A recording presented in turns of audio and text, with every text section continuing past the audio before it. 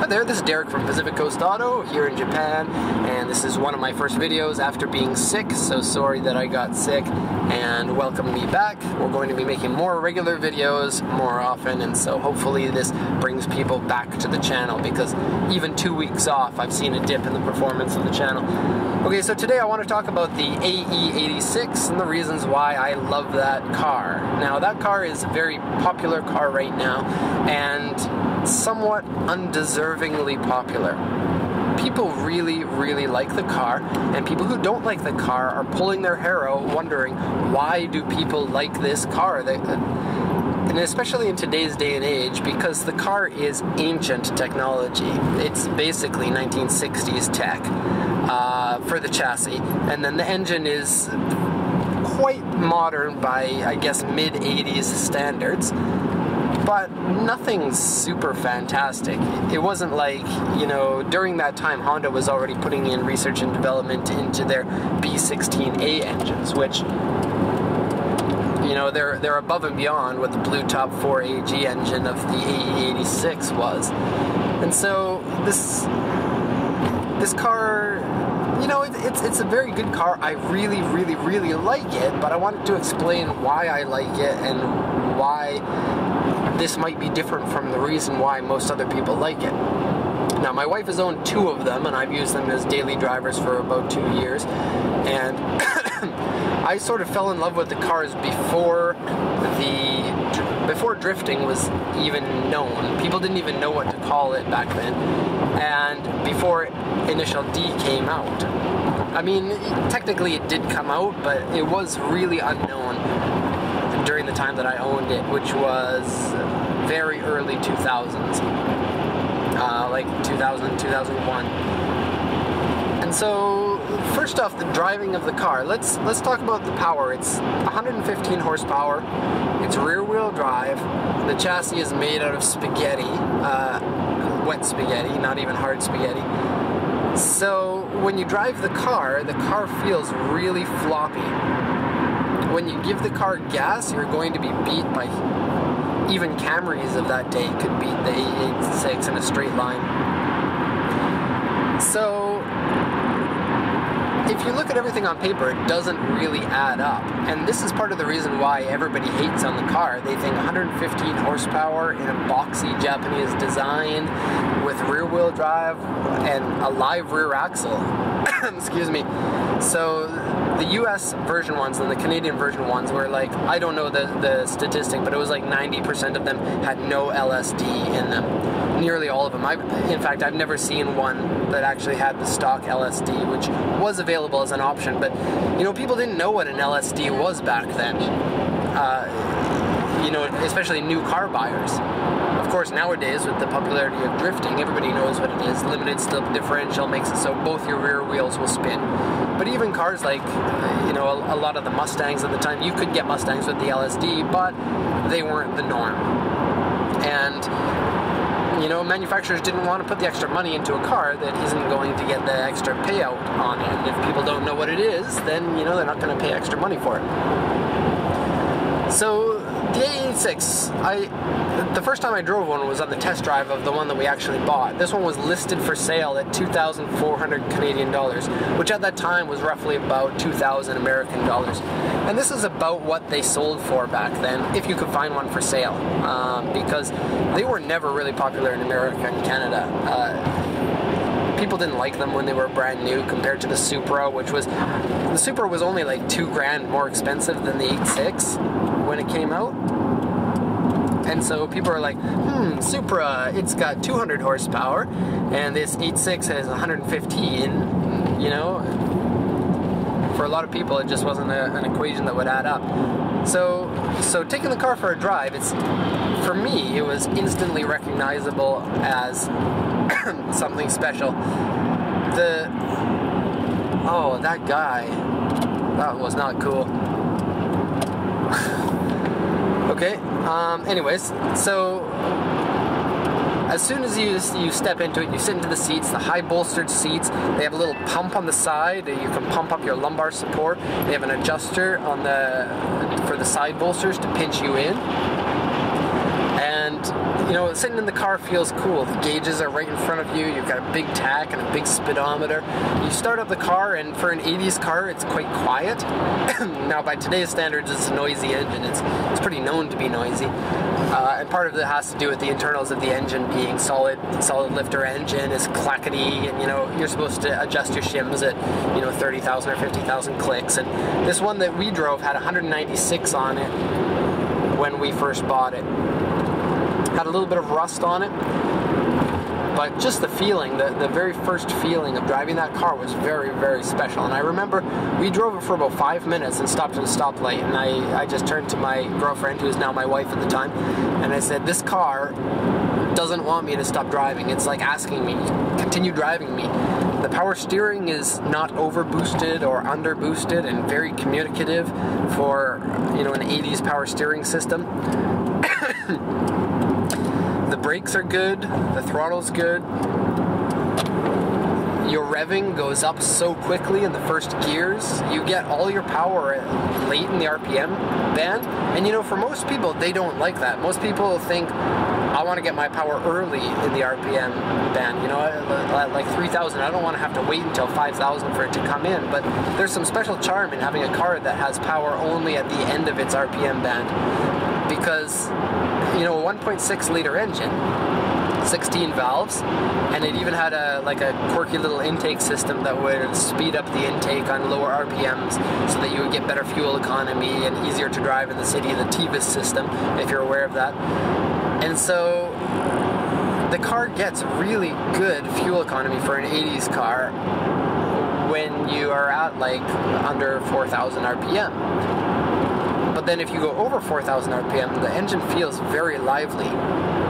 Especially if you've got a lightweight flywheel, which I have had a chance to drive in one of those cars, but not in any of the ones that I've owned.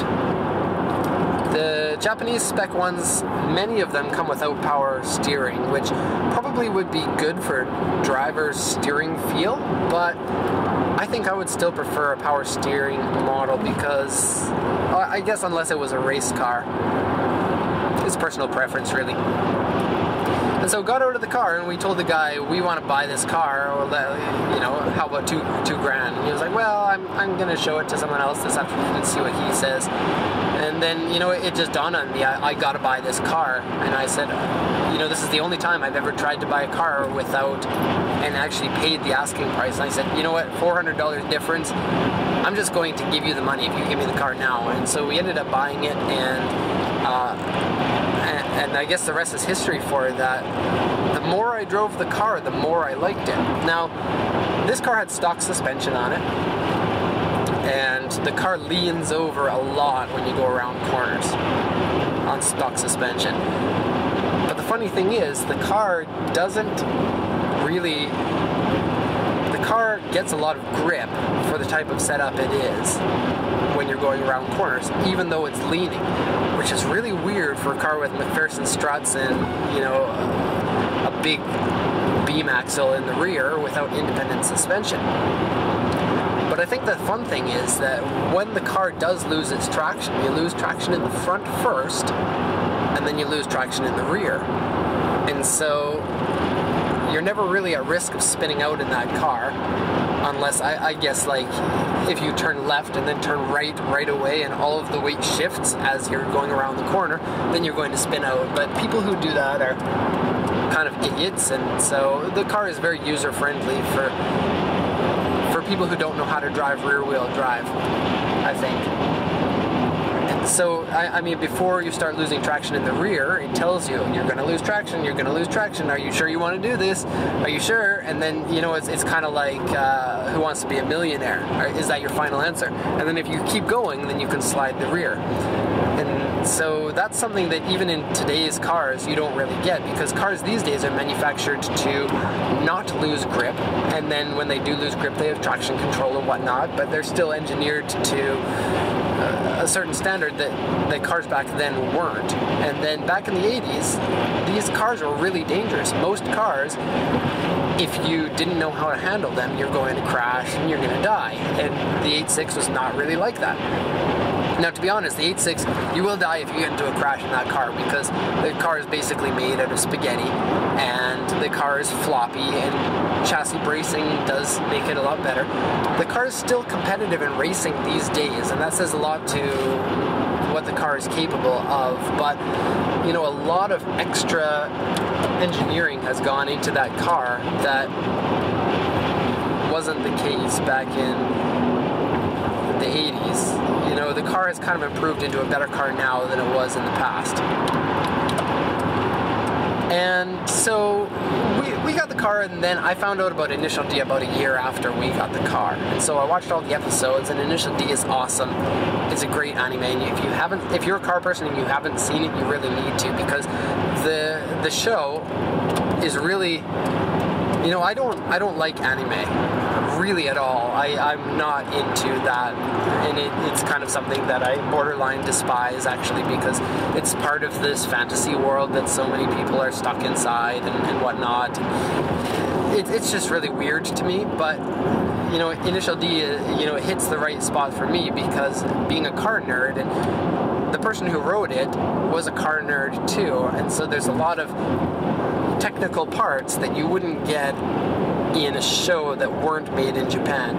You see, in Japan, they're okay being a little bit more technical, and that's the reason why Gran Turismo became really popular with car people, because they didn't dumb it down for regular peoples in order to have a broader audience. They kept it very technical, and Initial D is exactly that way.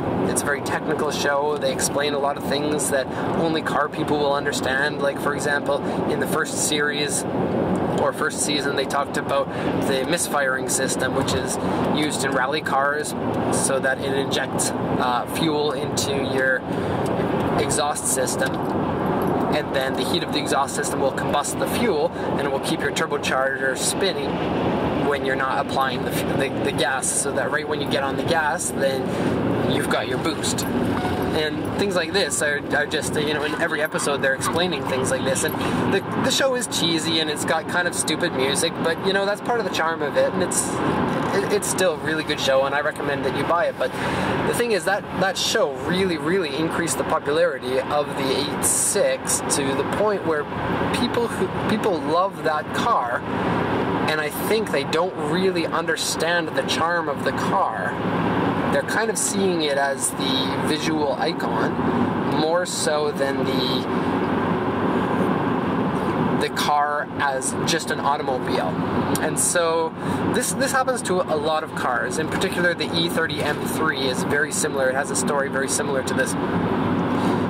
The car, to begin with, is really good, and all of the car people who really like driving and really like the understanding of the communication between the car and the driver really like the car, and then because of that popularity, it becomes popular outside of the people who like it for its driving style, and that's what's happened to the AE86. But the difficult part now is the fact that AE86s are now 30 years old. And they weren't made out of real metal. They were made out of, like, the toenail clippings of all of the metal industry. It's basically made out of scrap. And that makes them rust. They're made out of very thin gauge metal, and that's part of the reason why they only weigh 950 to 1,000 kilograms. Very light car, because everything is thin and everything is recycled metal, and rust is a huge problem for these cars. They rust big time on the side sills, the bottom floor pans, the trunk floor, the area between the trunk and the bumper.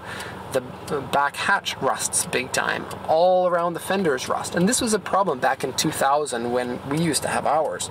Ours had bubbly fender rust. This is now 15 years later.